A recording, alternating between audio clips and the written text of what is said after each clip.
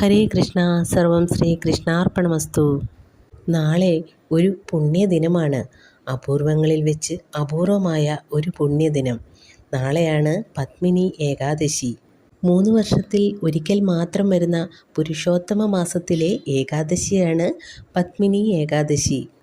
അതുകൊണ്ട് തന്നെ ഈ വ്രതത്തിന് മഹാത്മ്യം ഏറെയാണ്.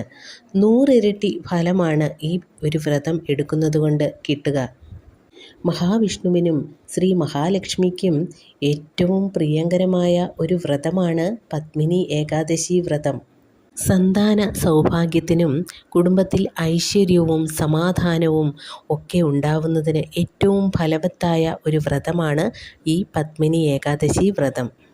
ഈ ദിവസത്തിൽ ചെയ്യുന്ന പ്രാർത്ഥനകൾക്കും ദാനധർമ്മങ്ങൾക്കുമൊക്കെ ഭഗവാൻ പുരുഷോത്തമൻ കോടി പുണ്യമായിട്ട് അതിൻ്റെ ഫലം തിരികെ നൽകുമെന്നാണ് വിശ്വാസം. ഇനി അടുത്ത പത്മിനി ഏകാദശി വ്രതം വരുന്നത് 2029 ഇന്നേ ദിവസം രാത്രി മുതലാണ് ഈ വ്രതം ആരംഭിക്കേണ്ടത്. നാളെ രാവിലെ കുളിച്ച് ശുദ്ധവൃത്തി വരുത്തി വിളക്ക് കത്തിച്ച് നാമജപം ചെയ്ത് വിഷ്ണു പൂജ നടത്തുക.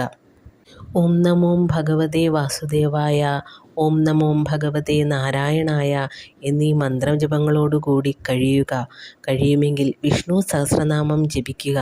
നാരായണീയ പാരായണവും നല്ലതാണ്. നാളെ ദിവസം, അതായത് ബുധനാഴ്ച, അരിയാഹാരം തീർത്തും ഉപേക്ഷിക്കേണ്ടതാണ്. പാലും പഴവും അങ്ങനെ എന്തെങ്കിലുമൊക്കെ കഴിച്ച് വ്രതം നോക്കുക. വിഷ്ണു ക്ഷേത്രത്തിലോ അടുത്തുള്ള ശ്രീകൃഷ്ണ ക്ഷേത്രത്തിലോ ഒക്കെ ദർശനം നടത്തി തുളസി കൊണ്ട് അർച്ചന നടത്തുക, അല്ലെങ്കിൽ തുളസിമാല്യം അർപ്പിക്കുക. പിന്നെ ശ്രീകൃഷ്ണാമ്പലത്തിലെ പാൽപ്പായസം, തൃക്കൈവെണ്ണ, ത്രിമധുരം ഇതെല്ലാം നല്ലതാണ്.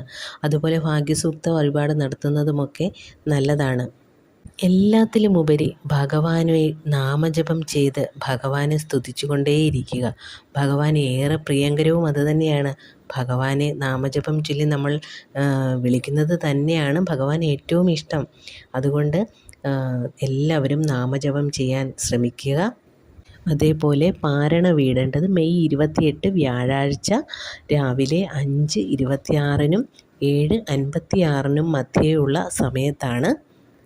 അപ്പോൾ എല്ലാവരും ഏകാദശി വ്രതം നോറ്റോളൂ.